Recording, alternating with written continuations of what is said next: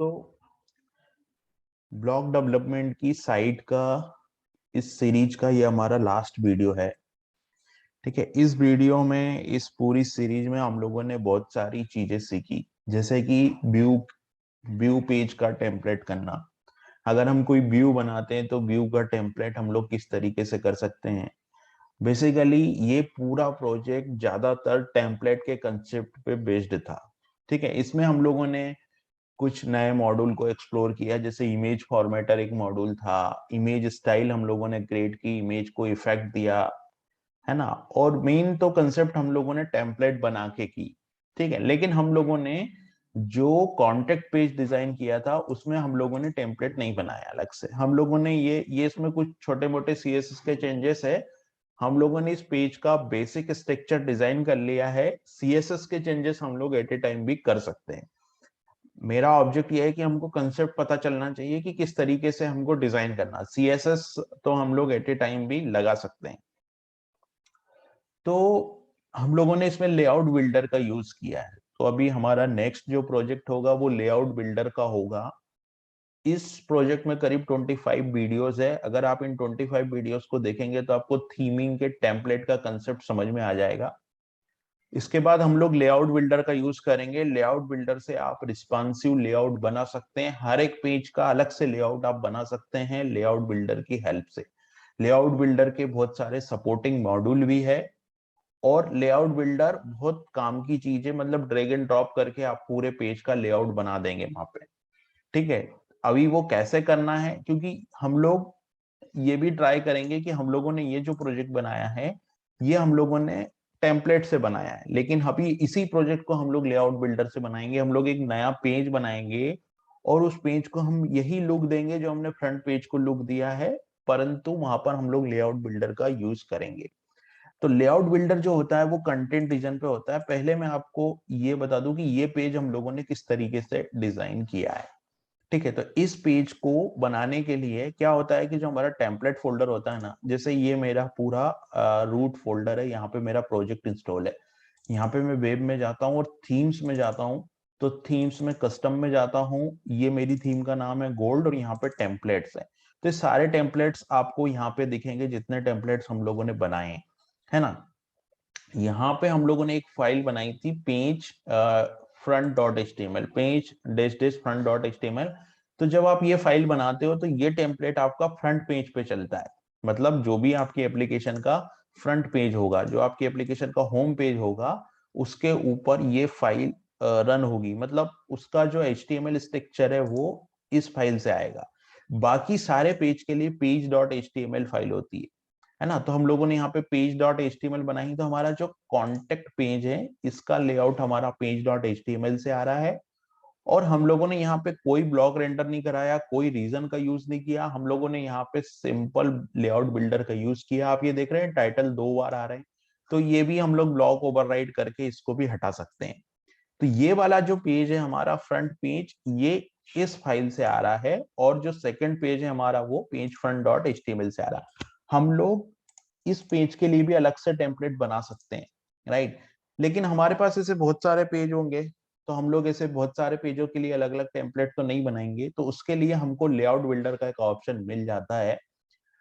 तो जैसे ये वाला जो पेज मैंने बनाया वो लेआउट बिल्डर से बनाया मैंने। लेआउट बिल्डर के 2 मॉड्यूल यहाँ पे यूज किए। अगर आप इस पेज को एडिट करेंगे, ठीक है, ये अभी मैं कॉन्टेक्ट में जाता हूँ, ये मैं कॉन्टेक्ट में गया, यहाँ पे भी एडिट का ऑप्शन आ रहा है। तो मैंने इस पेज को एडिट किया, सिंपल मैंने इस पेज को एडिट किया, और यहाँ पे 2 कॉलम लेआउट मैंने लिया, और उसके लेफ्ट साइड में एक ब्लॉक रेंडर करा दिया और राइट साइड में रेंडर करा दिया। ऐसे अगर आपका लेआउट मान लीजिए 4 कॉलम है तो आप 4 कॉलम लेआउट बना सकते हैं। आपका लेआउट मान लीजिए 1 कॉलम है तो 1 कॉलम बना सकते हैं। और मैंने क्या किया यहाँ पे, मैंने हेडर और फुटर पूरी एप्लीकेशन में सेम रहेंगे।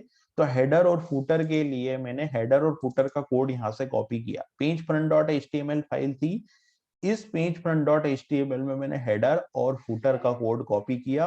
और जो दूसरे पेजों के लिए जो फाइल रन हो रही है वो कौन सी हो रही है, page dot H T M L हो रही है। तो दूसरे पेजों की जो page dot H T M L file थी उसके लिए मैंने क्या किया, हेडर और फुटर को कॉपी कर दिया, और यहाँ पे कंटेंट रीजन होता है हमारा एक, ये कंटेंट रीजन है। तो जो लेआउट बिल्डर रन होता है ना, वो कंटेंट रीजन पे रन होता है। मतलब जो भी हम लेआउट बनाएंगे वो कंटेंट रीजन के माध्यम से प्रिंट होगा हमारे पेज के ऊपर, उसका HTML। तो मैंने क्या किया, यहाँ पे जैसे आप जाओगे तो ये लेआउट का ऑप्शन आ जाएगा, यहाँ पे लेआउट का ऑप्शन आ जाएगा। तो लेआउट पे हम लोग जाएंगे। जब हम लोग लेआउट पे जाएंगे तो यहाँ पे हमको और भी ऑप्शन मिलेंगे पेज को डिजाइन करने के। तो मैंने क्या किया, इस पेज को एडिट किया और लेआउट पे मैं गया। हम लोगों ने यहाँ पे एक ब्लॉक इंस्टॉल किया था जिससे कॉन्टेक्ट फॉर्म हमको एक ब्लॉक के फॉर्मेट में मिल जाएगा। तो वो मॉड्यूल हमको यहाँ काम आया और हमने एज ए ब्लॉक इस कॉन्टेक्ट फॉर्म को यहाँ पे रेंडर करा दिया। हम लोग यहाँ पे ये लेफ्ट साइड का जो कंटेंट है वो हमारा कस्टम, ये लेफ्ट साइड वाला जो ब्लॉक है वो कॉन्टेक्ट ब्लॉक फॉर्म मॉड्यूल से आ रहा है, और राइट साइड का जो है वो कस्टम है। इसी तरीके से हम लोग पूरे के पूरे नोड को भी ब्लॉक के फॉर्मेट में ला सकते हैं और लेआउट बिल्डर से उसको रेंडर कर सकते हैं। ठीक है, अभी यहाँ पे मैंने क्या किया, जब इस पेज को मैं लेआउट बिल्डर पे गया तो ये कुछ इस तरीके से लेआउट आ रहा है। तो यहाँ पर आप देखोगे, मैंने यहाँ पे जैसे ही मैं क्लिक करूंगा, यहाँ पे मैंने क्लिक किया कॉन्टेक्ट फॉर्म पे, तो यहाँ पे हम लोगों ने कुछ और मॉड्यूल इंस्टॉल किए थे, जैसे कि block block attribute module install किया था, है ना। ब्लॉक एट्रीब्यूट मॉड्यूल क्या करता है, इस ब्लॉक के ऊपर हम लोग कोई क्लास लगा सकते हैं, कोई आईडी लगा सकते हैं। तो यहाँ पे सिंपल मैंने क्या किया, यहाँ पे एक 2 कॉलम लेआउट ऐड किया। यहाँ पर आप ऐड सेक्शन पे क्लिक करते हैं तो आपको 2 कॉलम लेआउट का ऑप्शन मिल जाता है, और उसमें 2 ब्लॉक हम लोगों ने रेंडर कर दिए। ये सब चीजें हम लोग डिटेल में देखेंगे आने वाली सीरीज जो हमारी लेआउट बिल्डर के ऊपर बेस्ड है। उसमें हम लोग ऐसे बहुत सारे लेआउट बनाएंगे अलग अलग तरह के, और हम लोग बहुत सारे पेजेस बनाएंगे, बहुत सारे लेआउट बनाएंगे, और उन लेआउट को लेआउट बिल्डर जो कि ड्रूपल का कोर मॉड्यूल है, इसके लिए कोई एडिशनल मॉड्यूल नहीं है, सपोर्टिंग मॉड्यूल एडिशनल है, तो वो हम लोग इंस्टॉल करेंगे एट ए टाइम जब भी हमको रिक्वायरमेंट होगी। लेकिन ये ड्रूपल का कोर मॉड्यूल है, ड्रूपल 9 में ये दिया हुआ है, ड्रूपल 9 का एक कोर मॉड्यूल है। ठीक है, तो अभी इस तरीके से मैंने सिंपल 2 ब्लॉक को रेंडर कर दिया, और यहाँ पे मैंने कॉन्टेक्ट पे क्लास लगा दी। ये जो क्लास मुझे चाहिए थी, ये क्लास मैंने लगा दी यहाँ पे।